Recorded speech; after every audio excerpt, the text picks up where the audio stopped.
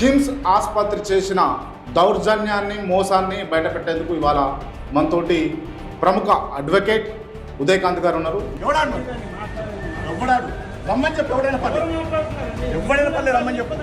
ఇక్కడ అందరూ అయిపోతే నేను చెప్తున్నా, ఇక్కడ ఆగే ప్రసక్తే లేదు. ఈ డాక్టర్స్ ఈ హాస్పిటల్స్ అన్ని కూడా మూతపడాలి. కానీ అప్పుడే గనక ఇది మూతపడ్డ రోజే నిజమైన జస్టిస్, నిజమైన వైద్యము పేదోడికి అందుతుంది. కిమ్స్ హాస్పిటలే ఇట్లుందా లేకపోతే మిగతా అన్ని కార్పొరేట్ హాస్పిటల్ ఇట్లే ఉంది? ఇప్పుడు కిమ్స్ సన్షైన్ అనొక ఇద్దరు కొల్లుడైంది. దొరికిండు పేషెంట్ అంటే వాని రక్త మాంసాలు అమ్ముకొని, అవయవాలు అమ్ముకొని వాడు ట్రీట్మెంట్ తీసుకోవాలి. ఇన్సూరెన్స్ ఉంటే వాడు బతికి బతకట్టినట్టే. ఇన్సూరెన్స్ కనుక లేదంటే కనుక వాడు చచ్చిపోయి ఇంట్లో శవమై ఉండాలి తప్ప హాస్పిటల్కి వెళ్ళే పరిస్థితి లేదు. అన్ని హాస్పిటల్లో ఇట్లే ఉంటుంది ఉదయకాంత్. 100 రూపాయల టెస్ట్ని 400 వేస్తున్నారు, 1000 రూపాయల టెస్ట్ని 4000 వేస్తున్నారు, 500 రూపాయల టెస్ట్ని 5000 వేస్తున్నారు. ఇది నిజం కాదంటే నిజం అని చెప్పి నేను నిరూపించడానికి ఈరోజు నా దగ్గర ప్రూఫ్స్ ఉన్నాయి.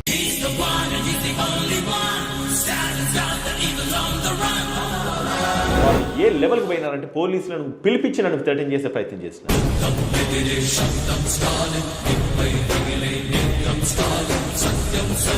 Dam care about any police officer. బయట ఎవరికైనా సమస్యలు వస్తే నేను నిలబడగొట్టాను. వకీల్గా పోలీసు వాళ్ళతో నేను ఆర్గ్యుమెంట్ చేసుకుంటాను. మెడికల్ సిస్టాన్ని ఇప్పుడు మెడికల్ మాఫియా అనడం కరెక్టేనా? యాజ్ అడ్వకేట్గా ఇంత పెద్ద మాఫియా, దీన్ని మాఫియా అనకపోతే ఏమంటారు సార్? దీన్ని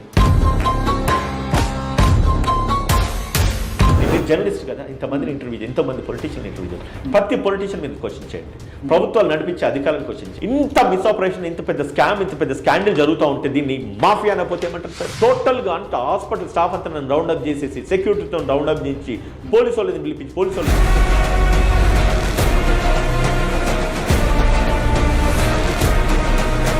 ఎఫ్ఐఆర్ కంటే వాడిని తాట దిద్దు నేను కిమ్స్ ఉంది వాడు కట్టలే. అది కంప్లైంట్ ఎక్స్చేంజ్ చేస్తే వీడి చేసిన ఈ యొక్క భాగోతము, ఈ చెత్త అంతా బయటకు వస్తుందని అది 6 రోజులు అనుకున్నాడు. ఇవన్నీ తీసిన తర్వాత ఇవన్నీ ఆరాధిస్తే లాస్ట్ వాళ్ళు ఏం చేస్తున్నారో తెలుసా?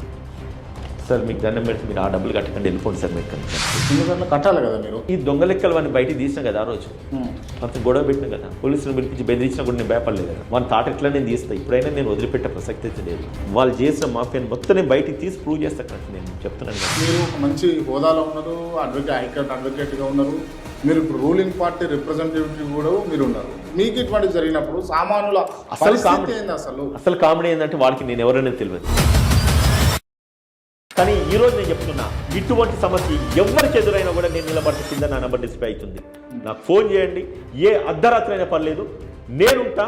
కేఆర్ టీవీ ఉంటుంది, ఇంకా మీడియా ప్రతినిధులు అందరూ కూడా ముందుకు రావాలి.